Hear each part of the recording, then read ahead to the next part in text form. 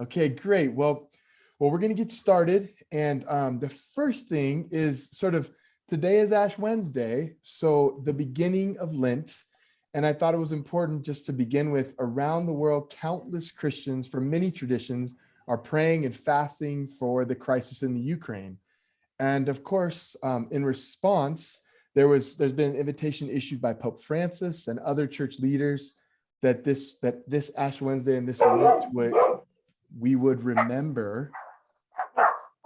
Oh yeah, our furry friends. We would remember our furry friends. No, we would remember this tragedy, this crisis in the Ukraine, and open our prayers and open our thoughts. And if we're going to study James Cone, the first thing we should think of is the people who are facing oppression, facing the pain and the violence of this Russian invasion of Ukraine.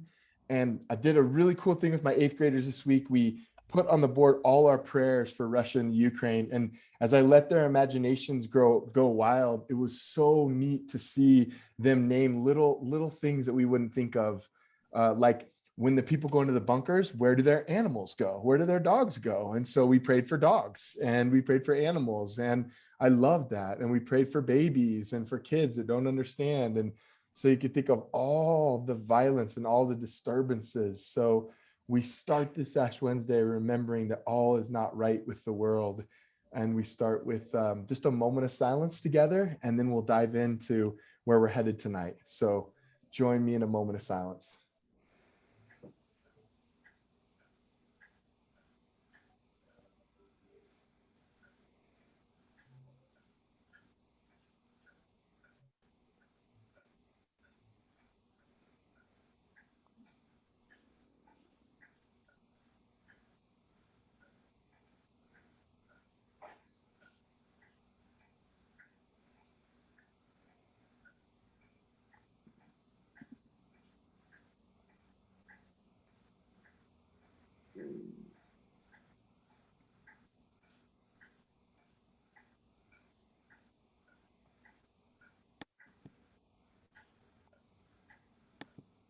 So we begin tonight in this little journey, and I'm going to share my screen with you right now so you can see.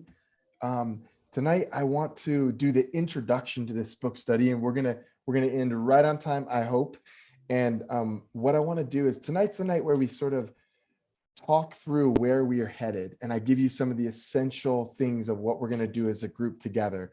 So I want to talk about some guiding values, then I want to have a time of introduction for us, and then some questions I want to ask you, some guiding definitions, a little outline, some of Cone's formative influences, a little bit more about the cross, the lynching tree, some questions, and then tonight it's tradition to end in silence and to not be afraid to let ourselves be a little unsettled of the pain and the violence of the world. And we wait with that ache that this begins the 40-day journey to Resurrection Sunday, where the hope and the new life and the new world that we hope for bursts forth. But for now, we wait with the ache and do the essential self-reflection. So the power of the idea of tonight was, instead of a service in this post-quarantine war in Europe moment in our days, we study James Cone, a central figure of American theology. So with that said, just a couple, yes, with the good teacher in me has to give you your statement. By the end of tonight's session, you will have the necessary background, especially regarding the cross, the lynching tree, and the general outline of this work to feel confident as you crack open and read each chapter. Oh, I'm not sharing. Okay. Thank you. Hold on.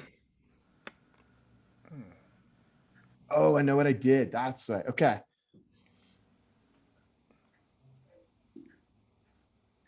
Okay, here we go. Now, you probably wanted to see what I was.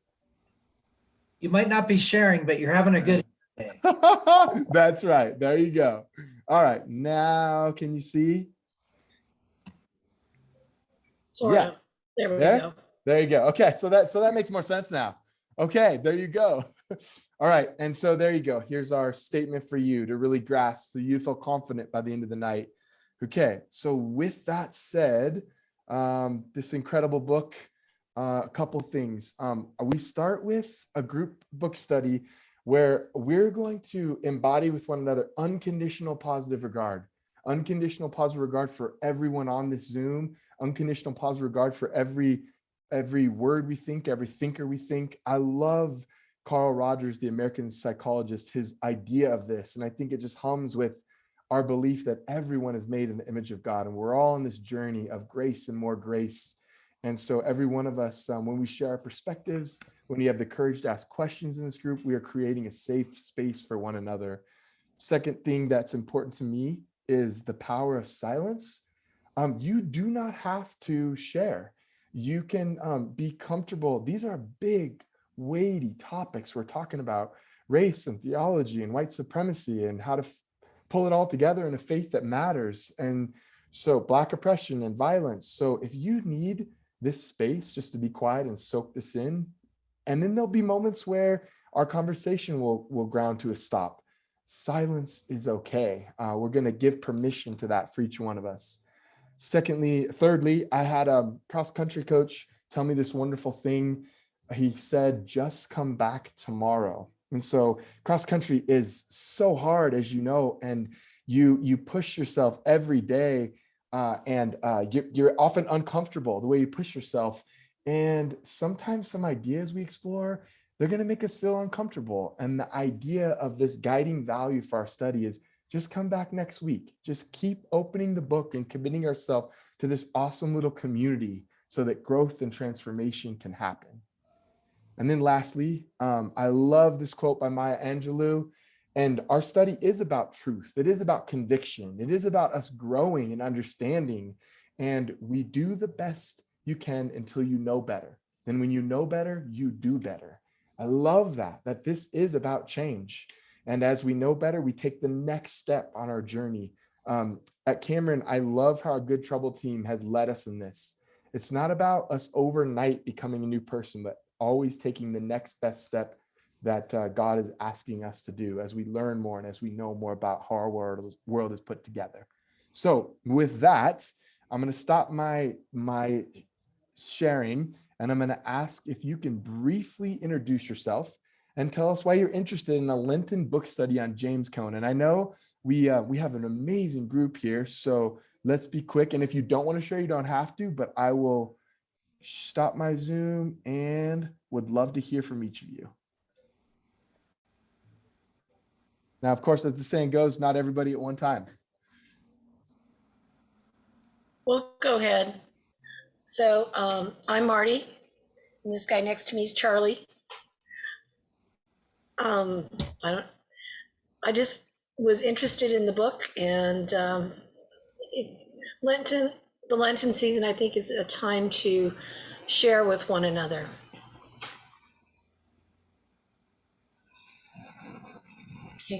Nope.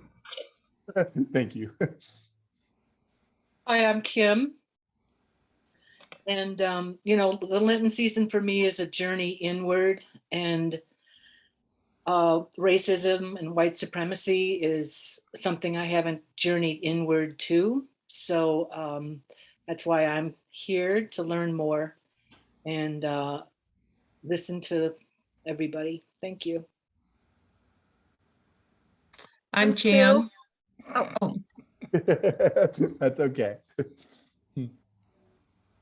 I'm Sue, and I am a member at Cameron, and I just love to learn, and I love this community. So I know I'll hear some good things to take away, and hopefully be a better person and more aware of racism, and including my own racism.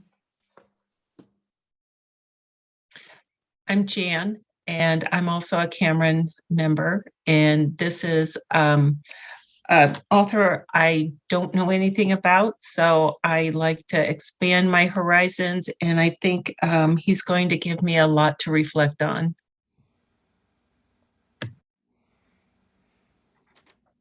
My name is Kate, also at Cameron, and I'm part of Good Trouble.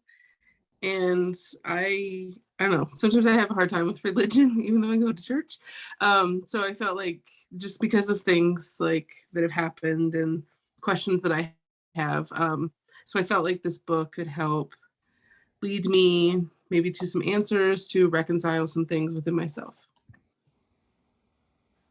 And I'll go off with that because I'm very much in the same boat. Like, one of the things that I have the hardest time with in the concept of Christianity is how you reconcile Christianity with all the harm that has been done in the name of Christianity and all of the white supremacy that has been justified by Christianity. And I have no idea how that works. I'm interested in reading this book and hearing someone's take on it. I'm George, another Cameronite. I was interested in the book study to, well, Gary's been in a couple book studies within Cameron, and he's said good things about them. I also wanted to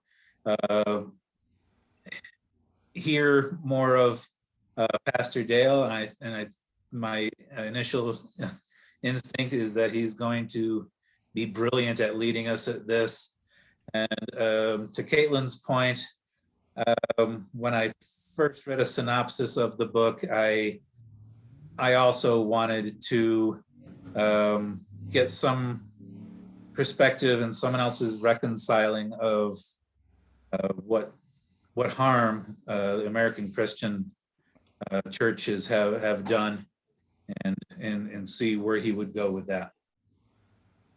And I'm Gary, I'm George's husband, and I'm here because I can't ever get enough time. I feel my best when I'm with all of you guys. You guys make me stronger, you make me a better person, and I like to read. As Linda Ray knows, we've been in many book studies together. She's my buddy, and I just want to learn more. I want to become a better person, and I hope that this will help us make the world a better place. I'm Jeff, and I was interested in a book study because I tried reading through this book on my own a year or two ago on a recommendation of a friend, and it's just it was emotional. It was tough to get through for me, so I thought I would like to try with a group and get through it together. I'm Jeremy. Yes. As I was in the process of coming out and learning how to be a gay man in the world, many of the folks who showed me how to live with integrity and with a sense of inner freedom were the Black folks in my life, especially one particular pastor. And it's out of that sense of connection that I just keep moving forward and understanding more about myself and about the stain that is racism. And then just I want to remind everybody here in the room that Dale spends most of his time teaching 8th graders. So at some point we all have to be 14.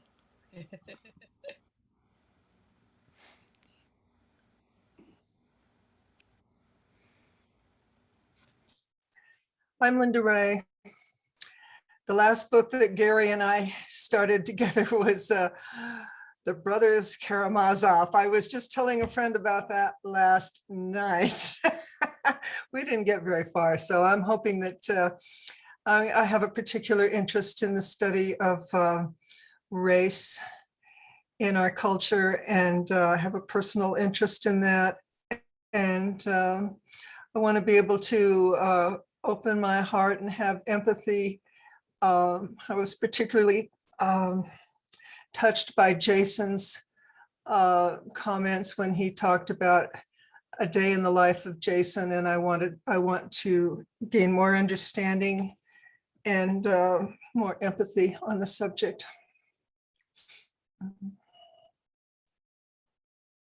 I'm Mary, and it seems that I do have a lot to learn in this this area. Cameron is making amazing strides with our Good Trouble team to, I think, take the veil, excuse me, take the veil off our eyes in some cases. I don't really have quite the words, but as I started reading the book, I was shocked at some of the things that I was reading, and I think I just never thought about it in the depth that I think we will in this group. So I'm really happy that we're doing it and that I can be part of it.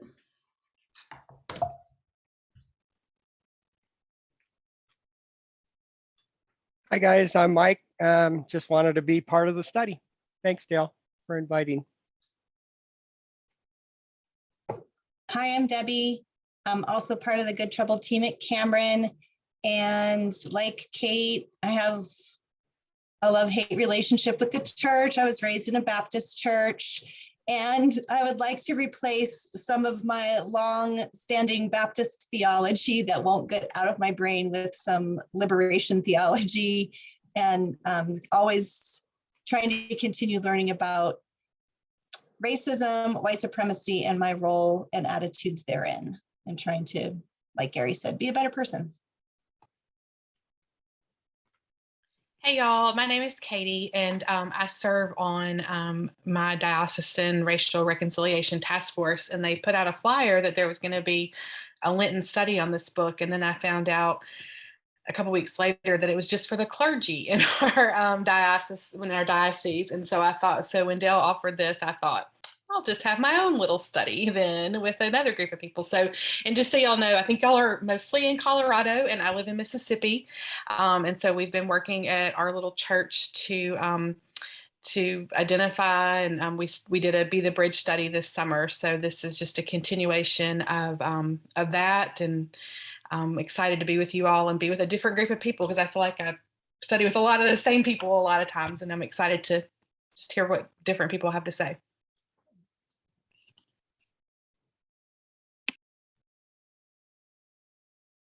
I'm Andrew, and I didn't know I was going to have to say something. There's this thing, the whole thing on racism has always been kind of strange to me. I'm Irish Italian. I watched and listened to the Irish and the Italians arguing with each other and condemning each other for going to anybody's wedding, whoever got my father.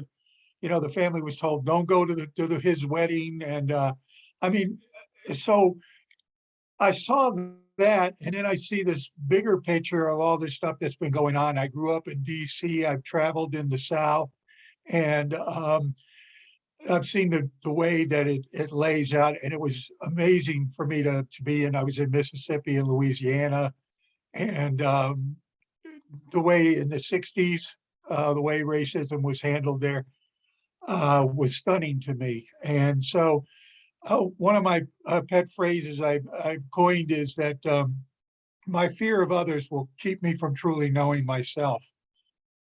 So I want to get over the fear of others.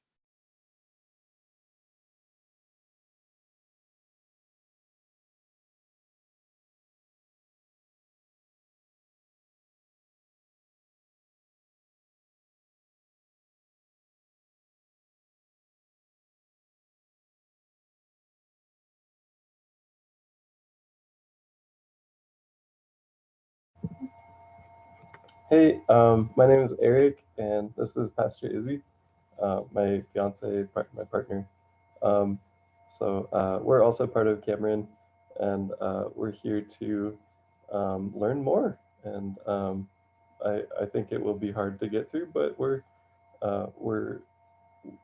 continually, interested in continuing work on ourselves and trying to deconstruct the internalized racist things that we are a part of and we don't even know that we're doing. So I'm interested in learning more.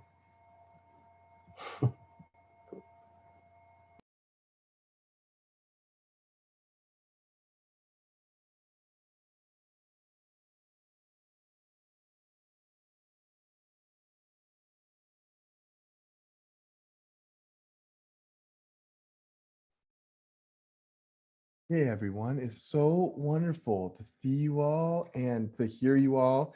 And I'll just give like one more second in case you want to give a shout out hello, but there is no promise of that. I just want to make sure we didn't miss anybody.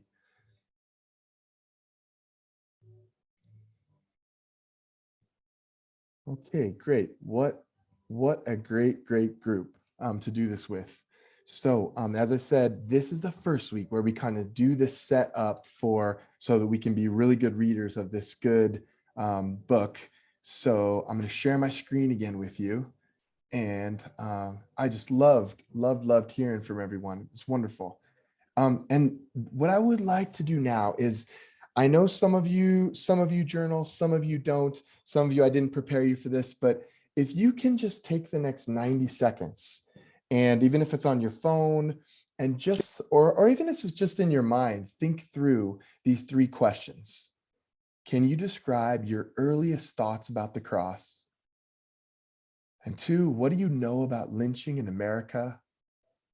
And then 3, Cone's provocative suggestion is that we can't understand the cross without the lynching tree. How does that settle within your body? So just take this next 90 seconds and try your hardest to kind of write down some things, some earliest thoughts about all 3 of these.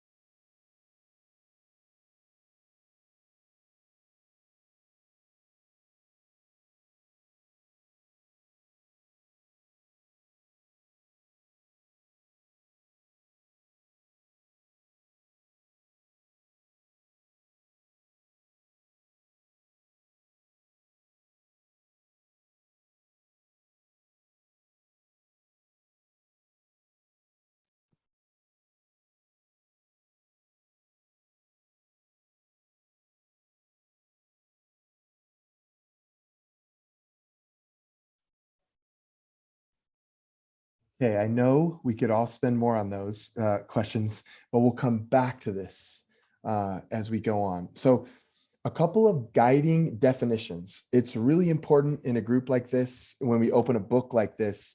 Cone will talk about racism and white supremacy over and over again. In fact, in an essay he writes later in his life, one of his main criticisms is that that theologians have not talked enough about racism in America and about white supremacy. And so I thought it was really important for our group to give you a couple definitions of what we're talking about here, so that we can kind of all grow together and you can understand what Cone is talking about. So first, white supremacy. We're going to use Layla Saad's definition in a really good book, Me and White Supremacy. She says this: white supremacy is a racist ideology that is based upon the belief that white people are superior in many ways to people of other races, and that therefore white people should be dominant over other races. White supremacy is not just an attitude or a way of thinking. It also extends to how systems and institutions are structured to uphold this white dominance.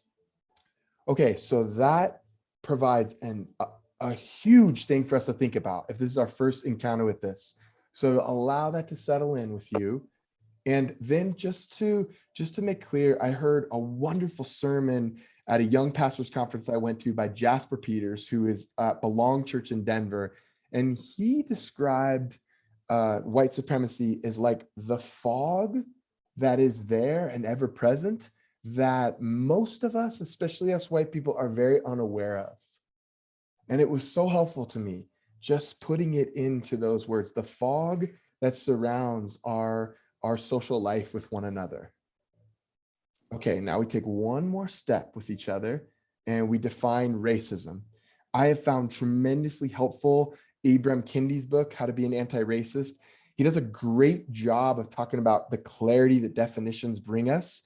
And in the first chapter, he says, the struggle to be fully human and to see that others are fully human.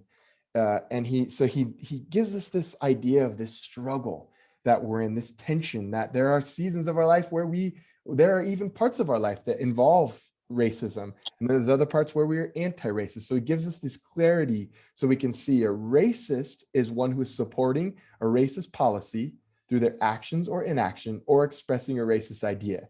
An anti-racist, what he sets his book up to be, is one who is supporting an anti-racist policy through their actions or expressing an anti-racist idea.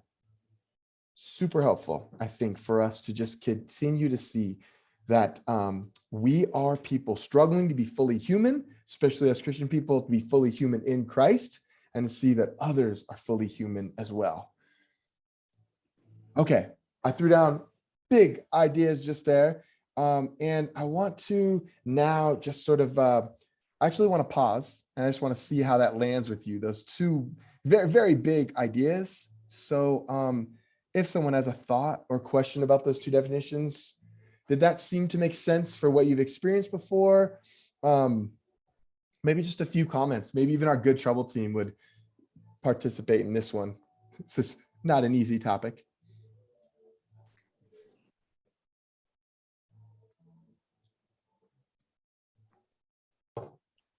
I will jump in just as a thought.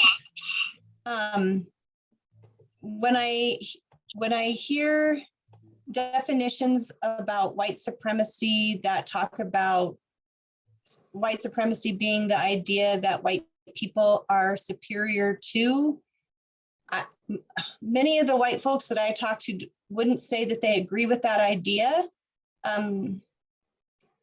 So I've also seen definitions of white supremacy that are a little bit more nuanced in, so that we don't necessarily overtly think, oh, I'm better than somebody who is a person of color, but we see whiteness as the norm by which all other things are compared or measured. And it provides our frame of reference. And perhaps we are not aware that our frame of reference is so dominant. Oh, that's to the fact that we expect other people to see life through that frame as well. And that framing and seeing through those eyes makes me a white supremacist, not just an idea that I'm better than other people. Oh, thank you so much. Dr. Deb, throwing it down in the study. Thank you. That nuance is perfect. That's brilliant. Thank you. That's very helpful. So next week, you're going to help me. We're going to write all that up and make that our new guiding definition. I love that. Thank you. And we're going to give her the mic drop on that one. Thank you. That was so helpful for me. That more nuanced, see whiteness as the norm that provides the frame. Thank you. That was great. Okay. So I'm going to go back to sharing my screen. And with that said, I want to give you just a bit of sort of the outline of the book. It feels really important now. So this is what Cone is going to do. So basically, with the intro chapter that was very brief, and it gives just a very intro. Basically, here's what I wanted to say. Cone has a question that he's asking in each chapter. And I think this is a simplistic outline, but I think it's very helpful for us just to give us a kind of handle to reading it. So the first intro, the shortest chapter in the book, it's only 15, takes about 15 minutes to read it. We're summarizing it all tonight, so don't worry, start on chapter 1 for next week. The first question is, what does the lynching tree teach us about the cross? Okay, but then that's just his great setup and of course, this is simplistic. He's much more full of depth, full of insight, full of theology in every chapter. He goes to the first chapter of what does the Black experience teach us about the cross? We will tackle that together next week. Then he talks about what does white silence teach us about the cross? And I'll tell you some fascinating things about how this book came to be. And this is the chapter that the editor at Orbis Books did not want in the book. which is fascinating. And I think it's a chapter we'll have some of the best dialogue on. We'll do that March 16th. Third chapter, one of my favorite chapters in the book, what does MLK Jr. teach us about the cross? Of course, he wrote a whole book on MLK, so you get a deep analysis of his life and ministry. Fourth chapter, what does the Black literary imagination teach us about the cross? We'll tackle that March 23rd. Fifth chapter, what do Black women teach us about the cross? Phenomenal chapter on March 30th. And lastly, our last week before we emerge on Resurrection Easter Sunday is, what does the lynching tree, I'll fix that, teach us about Christian praxis or the responsibility of being a disciple? He goes right to the heart, right to the practicality of it. Okay, really, I think helpful for us. So now I just want to move to sort of essential things you need to know. I love this picture of James Cone. It's so warm and so wonderful, and hits on so many notes of I am studying for a qualifying PhD exam and have now read 80% of everything James Cone has written. I have all his major works on my desk next to me right here. And so I feel connected that I've read interviews and listened to interviews, and just think it's important that you just get a little bit of feel of who this man is. So, and just so you know, he grows up in Arkansas, in Fordyce, Arkansas, on August 5th, 1938. And he dies in New York City on April 28th, 2018. So not too long ago, grows up in the deep South, and then dies in New York City. He's from the age of 16 on, he is a product of the Black church. You know, every Sunday his family is at church. He receives a call to enter the ministry at age 16, and that never, ever leaves him. He is just one of those that has that call from the beginning and studies theology from the very beginning until in 1965, he gets a PhD in systematic theology. He is one of the first Black men to get a PhD in theology from the evangelical school, Garrett Evangelical School in Evanston, Illinois. Then he goes on, well, I'll tell you a little bit more, but of course, formative influences in his life, Martin Luther King Jr. As I said, he wrote a whole book on it, and the chapter you'll read will say a little bit more about what this man as a pastor, and then as also a PhD, the model that he set for him, and also his interpretation of nonviolent love. Secondly, Cone writes in this autobiography of the Detroit Rebellion that happens in 1967. This is a formative event for Cone. It happens on Sunday, July 23rd. Just to remind you of the story here, the Detroit police, they raid an 82-person celebration for 2 Black men who are returning from serving in Vietnam.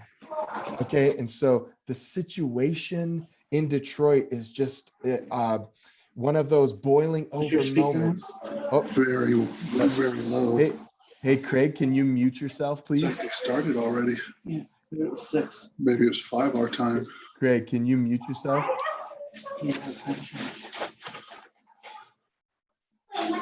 Okay. Okay, so back to the Detroit Rebellion. So what happens in this rebellion is the groundswell of African Americans. It ends in a riot, scuffles and sirens, calls for backup. It's an awful situation. Hi, Craig. Can you please mute yourself, please? Okay, good. Okay, so and this ends in just a awful situation. 43 people die. Almost 1,200 people are injured. There's 7,200 arrests. 400 buildings are destroyed. It's an awful moment. Martin Luther King Jr. describes it this way: there were dark days before, but this is the darkest. So and you can see kind of this groundswell. And for Cone, this is a major, major moment in his life. At this moment, he couldn't get a job teaching systematic theology, even with a PhD.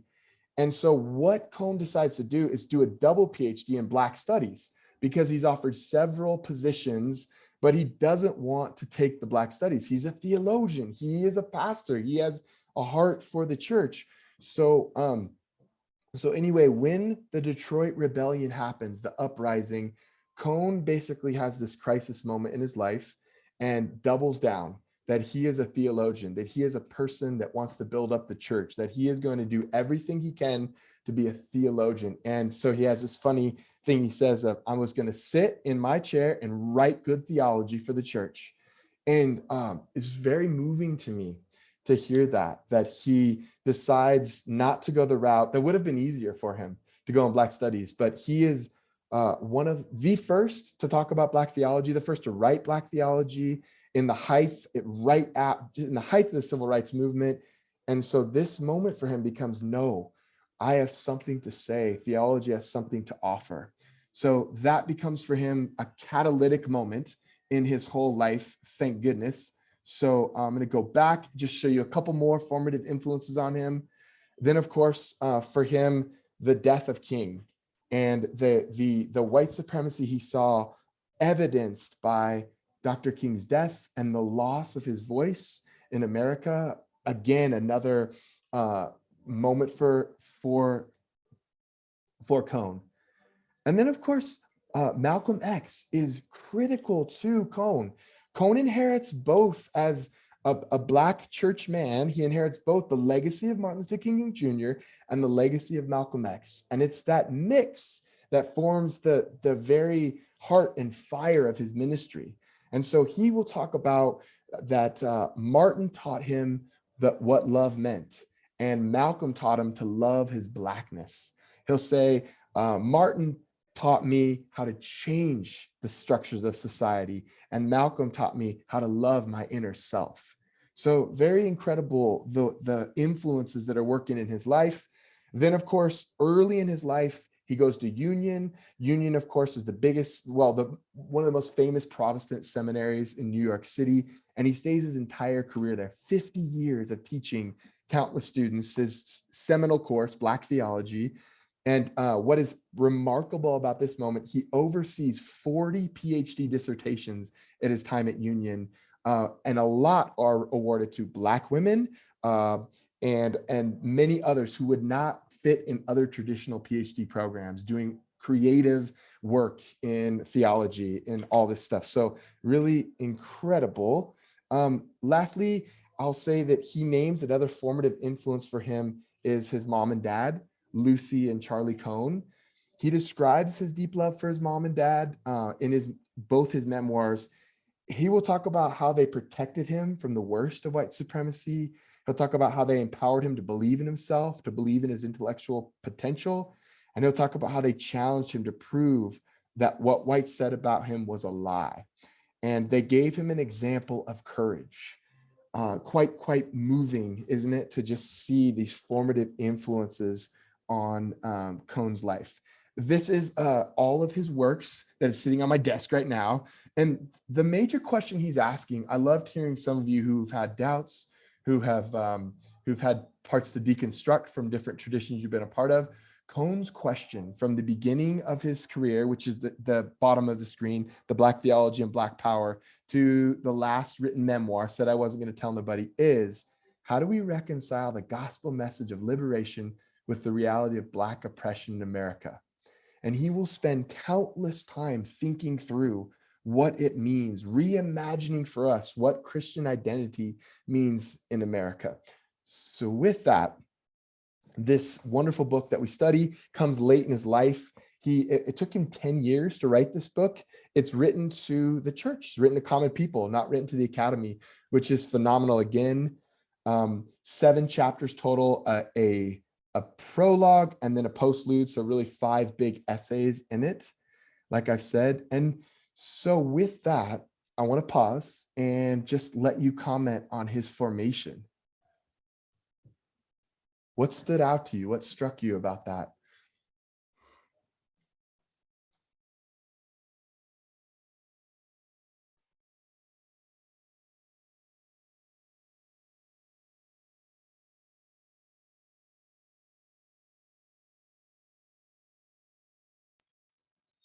You know what?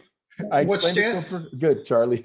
what stands out to me about it is, you mentioned, his sort of mentors and heroes, Dr. King and Malcolm X. What's surprising enough to me in all of this is that he himself managed to survive. Thank you.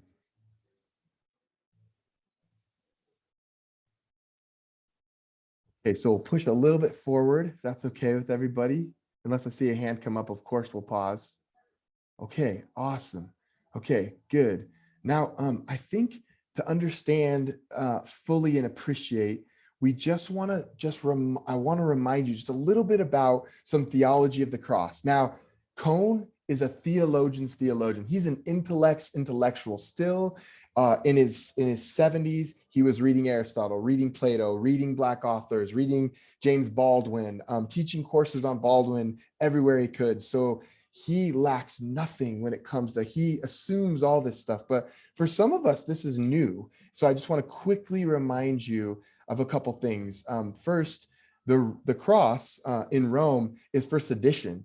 It's Rome. It was Rome's method, Rome's imperial method of keeping people in order.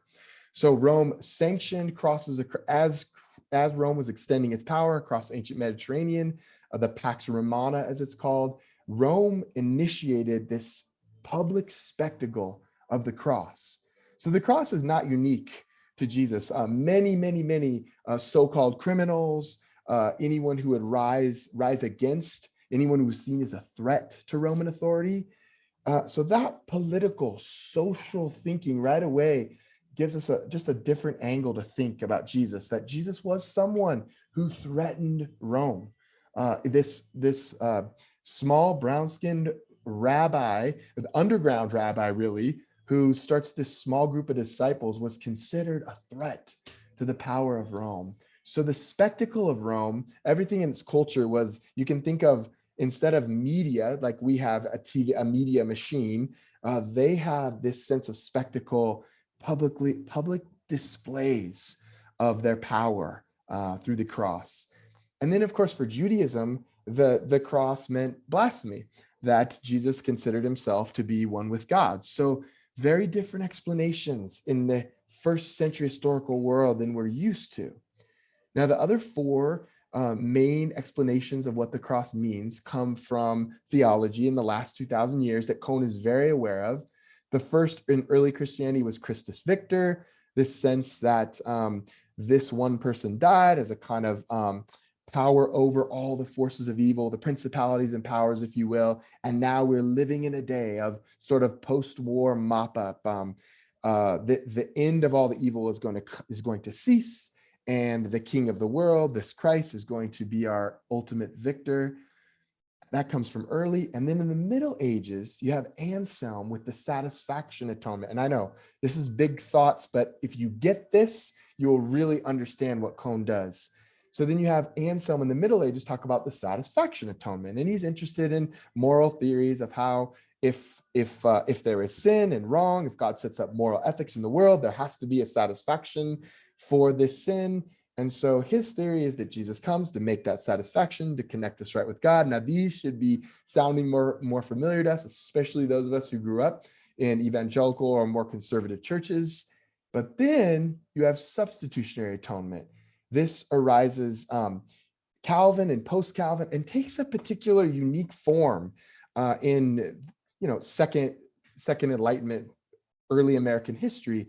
And this is the one we're probably most familiar about, that literally there's a courtroom, and the substitutionary atonement means that Jesus paid the price for our sins, and now we are connected and made right with God. This is like what I was taught growing up, what some of us were probably taught who were part of Baptist traditions. And lastly, there's the moral atonement. This is Peter Abelard. It comes later, and it basically says, oh, no, this is all wrong. What the cross is all about is that it took pure love to die on the cross, and only pure love can break the calluses that my heart grows through worldly existence in this world. So the cross doesn't change anything about God. God has always been sacrificial, always been loving. That didn't need to happen, but the cross needed to happen to break open the calluses that so often grow up in my heart. Okay, that's a very traditional understanding of 2,000 years of theology that I gave you in 3 minutes. And what I need to say, what I want to help you understand, and I am happy to spend more time with all of you talking through this, is this big point here. What I believe Cone is trying to say to us is these atonement theories, except for the top two, the historical ones, they in America, they become hyper individualist. They become personal and not social. And Cone is going to press us to see the social ramifications of what the gospel means for us. And then lastly, they become kind of ornamental. They become decorative, detached from real people's suffering. Now, this Cone doesn't say all this exactly. This is my reading of what he's going to do in this book for us. So he's going to critique the way this is my Jesus who died for me, and now I'm right with God. He's going to say, wait. This is more the people of God. And the focus from the beginning of the Bible to the end is how God restores the people of God and uses the people of God to bless the world. That's the whole message. And so he's gonna really hone in on this for us. And he does so in such a way that, as you can see, that I already shared with you earlier, look at what he does. Then he's going to give us these minority reports, if you will, that get us to the heart of what the cross can mean for us, meaning the Black experience in the cross, white silence, but then MLK Jr. in the cross, the Black literary imagination. So you can start to get excited and sort of see Cone inherits this great tradition of theology and then forces us to see what it means, what the gospel can mean from the people who have been marginalized, oppressed, and how it can hum with new life for us in a new and fascinating way. So with that said, I'm going to pause. And I know, and here's just a last like look. I know I did not like how white the Jesus was, but I like seeing the hullabaloo and the parallels that you're going to see to the lynching hullabaloo and the crowds and what happens with that. So I'm going to stop my share right there. And I'm just going to ask you to respond to that. And okay. Okay, everyone. Clear. You understand 2,000 years of atonement theology. You're all clear as mud on that, right? Okay, good. Okay, good. Happy to break that down at any time. Just important for you to see for the hyper-individualism, the non-social aspect that he's going to play out in it. Make sense? I see Dr. Deb with the question. No? Okay. Okay, good. We're right there. We're going to make it in time. And I'll press forward just a bit for you. Okay. And now, finally, we get to the text for the day. This will come much earlier with many more questions next week. I wonder if someone is willing to read for us the passage I picked out just for us to listen to with that knowledge in mind. Do we have any willing readers? Oh, and I have to... Charlie has his hand up. Okay, Charlie, would you please read that for us?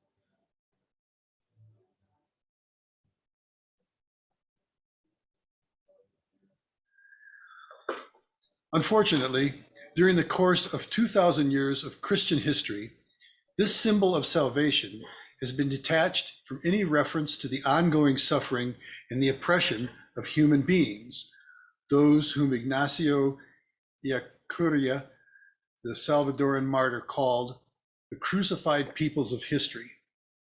The cross has been transformed into a harmless, non-offensive ornament that Christians wear around their necks.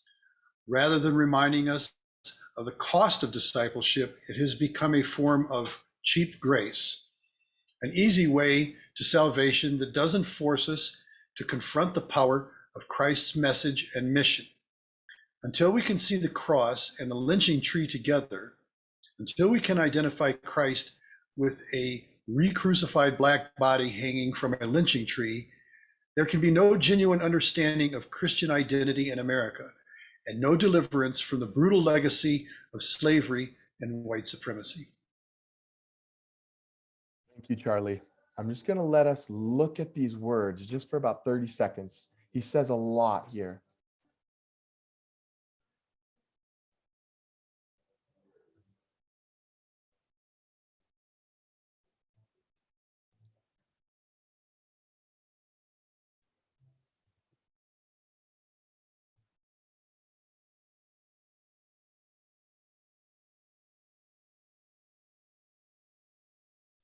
see some of the argument that I began to give you earlier.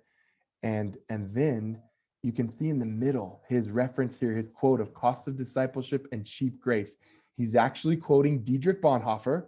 Okay, the only two white theologians that he's going to quote, actually he's going to quote three: Karl Barth, Dietrich Bonhoeffer, and thirdly, Soren Kierkegaard. Here it is, right here.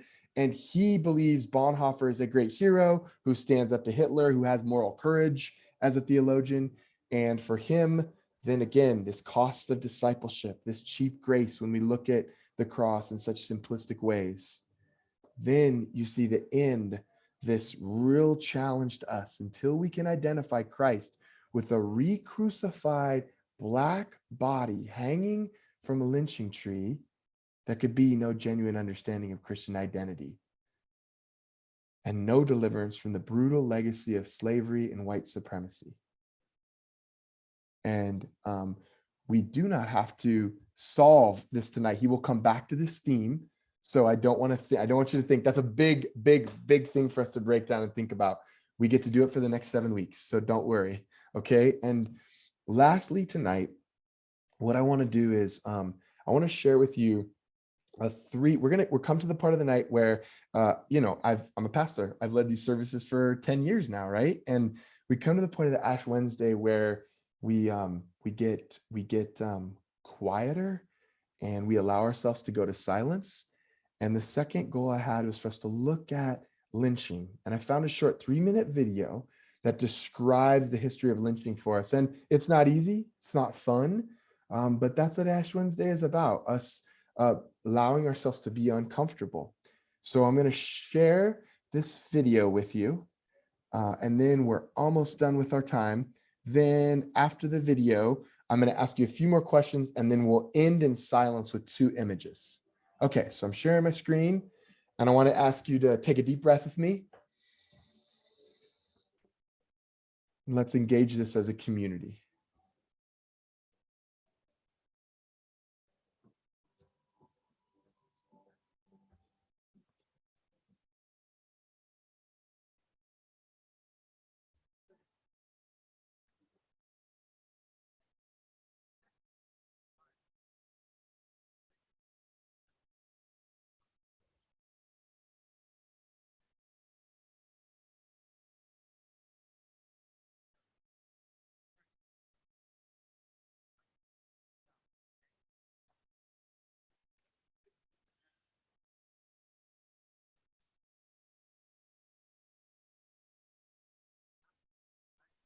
Is there supposed to be sound?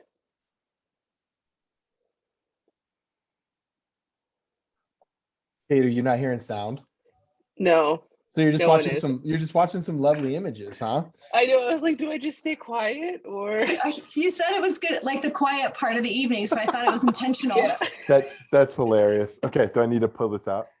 Okay, hold on. We're gonna fix it real quick. Okay, one sec. Sorry, everybody. The climax in your. Okay. I was kind of like, I don't really think I can read for 3 minutes.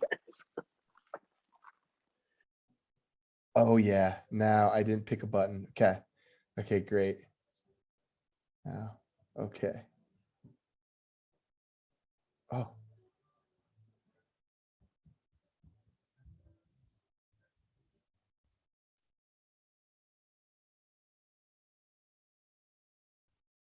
Okay, hold on, everyone. I'm getting it.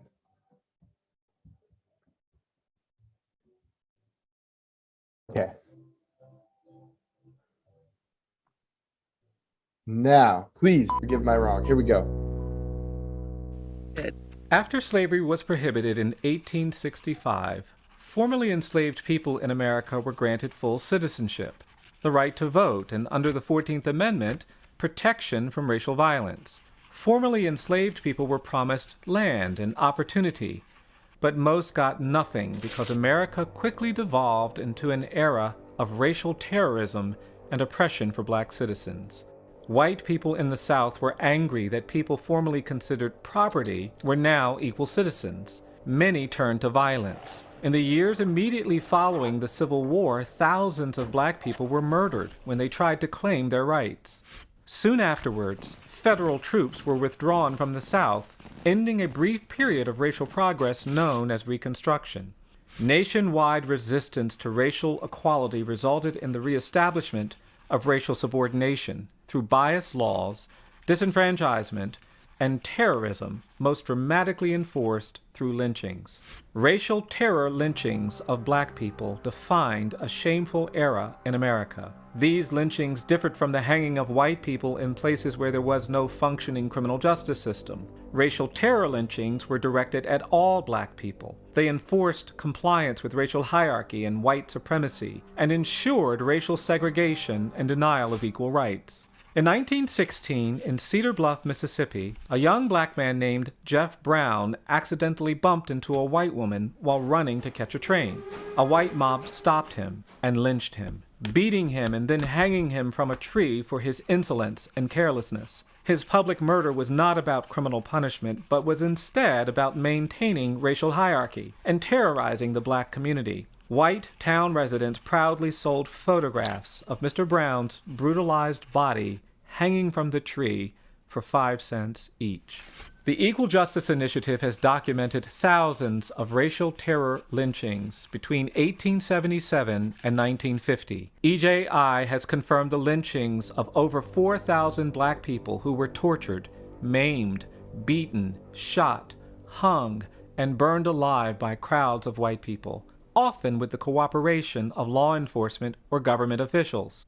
The terror of lynching was so widespread that millions of black people fled the South and settled in the urban North and West as refugees of American terror, shaping the current demographic geography of the United States. On July 5, 1933, an older black woman named Elizabeth Lawrence reprimanded a group of white children who threw rocks at her as she walked home from work. Word spread that a black woman had dared to rebuke white children, and that night, an angry mob of white citizens lynched Ms. Lawrence for her audacity. Her home was then burned to the ground. Her son, Alexander, fled to Boston.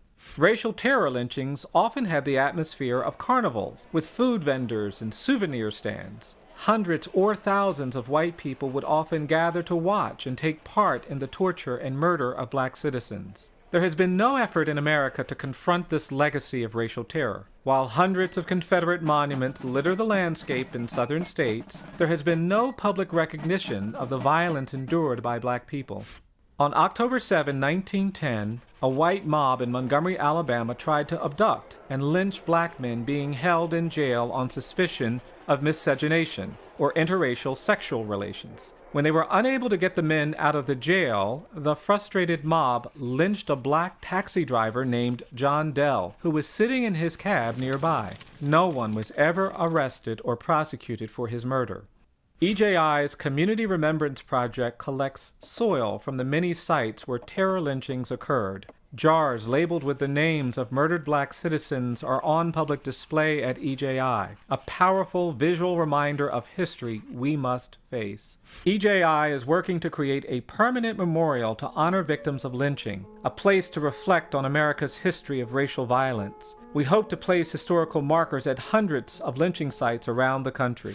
Contemporary issues like police violence, excessive punishment in the criminal justice system, and even harsh and punitive treatment of children of color in schools and on streets cannot be understood without a deeper examination into our history of racial violence. More truthful discourse and reflection on our history of racial injustice is essential for us to achieve racial equity. Confronting the legacy of lynching is critical to advancing this conversation. We hope you will join our effort to help towns, cities, and states confront and recover from these tragic histories of racial violence through truth and reconciliation, where there can truly be equal justice for all.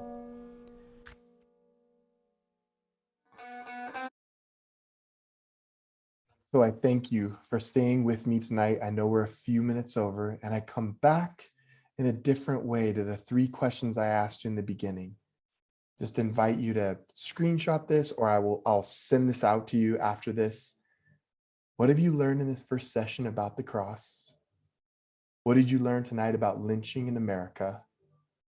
Cohn's provocative suggestion is that we can't understand the cross in America today without the lynching tree. Take 60 seconds and draw or doodle or journal what is rising within you from tonight's lesson. So then as we conclude tonight, I will let you do this on your own later so I honor your time. And I just conclude with 2 images that I'm going to show you.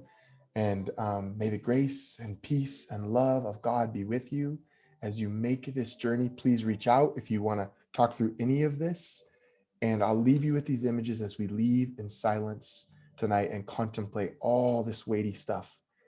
Just come back tomorrow and next week as we dive into chapter 1.